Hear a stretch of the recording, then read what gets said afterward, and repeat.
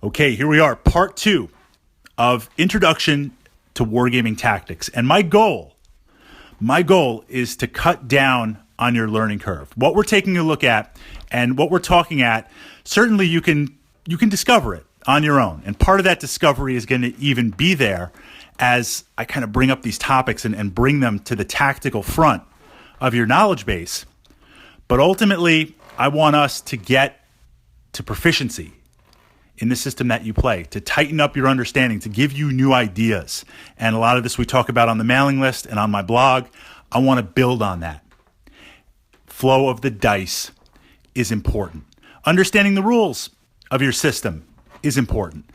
Understanding your list, picking an army, general tactics, all that stuff is important, but it lives or dies by the flow of the dice.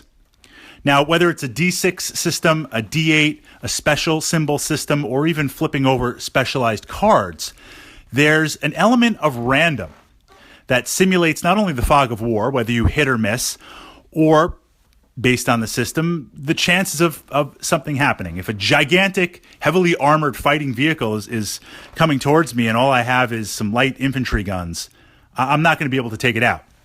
If I have some sort of heavier anti-tank weaponry, it might reflect that in some better dice. I might be able to roll some additional die or add a special die on there.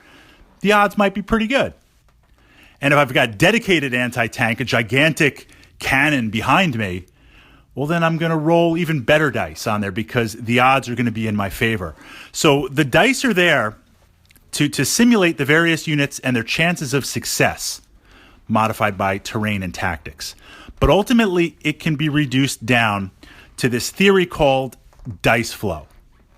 And we're going to look at a very kind of basic analogy, a basic flow chart, moving the dice through what I call the pipeline that you're going to apply to your system. So you and I have a unit each, and we're standing across from each other, and I'm going to shoot my unit at you, whether it's a spaceship, an airship, infantry, tanks, cyborg infantry, Battletech mechs. Right now, it really doesn't matter.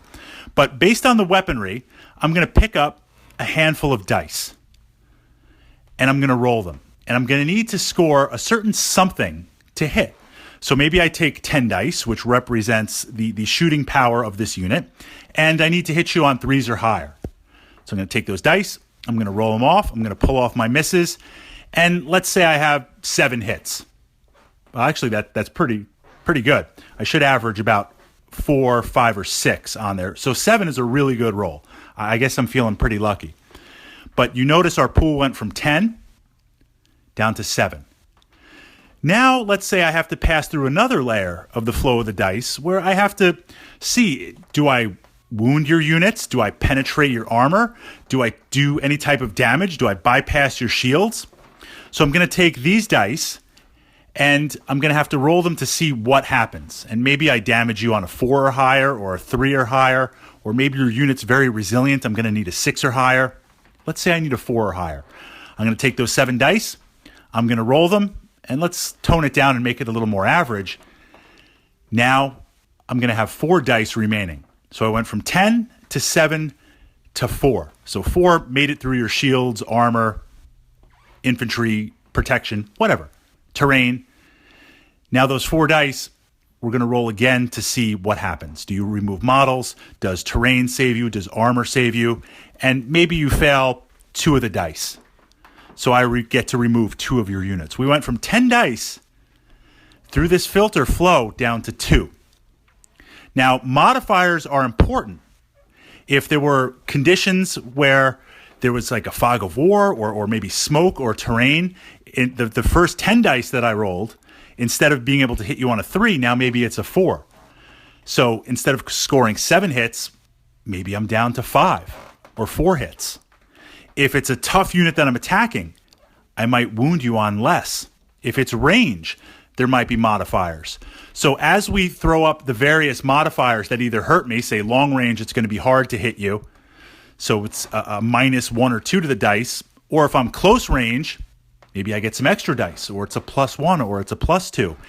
As you move through your units, your dice pool is going to start big, get smaller and smaller and smaller. So what you need to do tactically on the table is manipulate the flow of the dice. And by manipulate, there's hard manipulation and soft manipulation.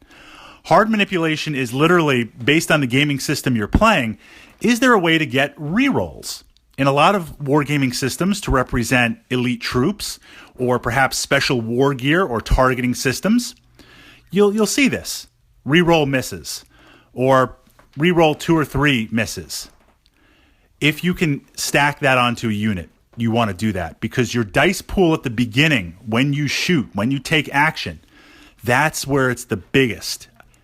That's where it's the strongest. So if I can get some sort of reroll or bonus to hit there, I have some sort of technology on the unit, some sort of spotting, or maybe I have a spotter. Again, modified by your system. We're talking very generically. You're going to have to bolt this onto whatever you're playing, but it exists everywhere. Looking and saying, that initial dice pool, I want it as big as I can. Now, as you go down this pipeline to the next step, you want to look when you're engaging, how can I take away an advantage from my opponent? How can I set the situation up? So let's talk about cover. After I hit you, maybe I now have to roll to see. So I'm back to these 7 hits. That's pretty good. Now I have to see if I wound you. You've got cover, you've got armor. If you're in a heavy forest or if you're in a bunker, it's going to be harder. It's going to cut down on my dice much quicker. Can I catch you out in the open? Can I bring matching units? Can I take a certain unit that's going to be able to break through heavy armor and shoot at you at that? Can I wait a turn to draw you out? I want to do my best to catch you so I don't lose dice from the pool as it gets smaller and smaller and smaller. Now, on the opposite side, of course, my opponent is going to try and keep modifying that dice pool to get smaller and smaller. But you're going to utilize that also. When it's your opponent's turn, as you move units on the table, you want to ask and say, that initial pool that they're going to shoot me with, they're going to take 10 dice. Where can I move so I get a bonus? Or they get a negative modifier. So instead of hitting me on 3s, they hit me on 4s. Where can I move for cover?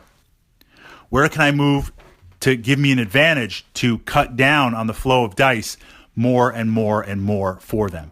And it's this constant back and forth between you and your opponent, between you and I, as we play, understanding how to modify the flow of the dice.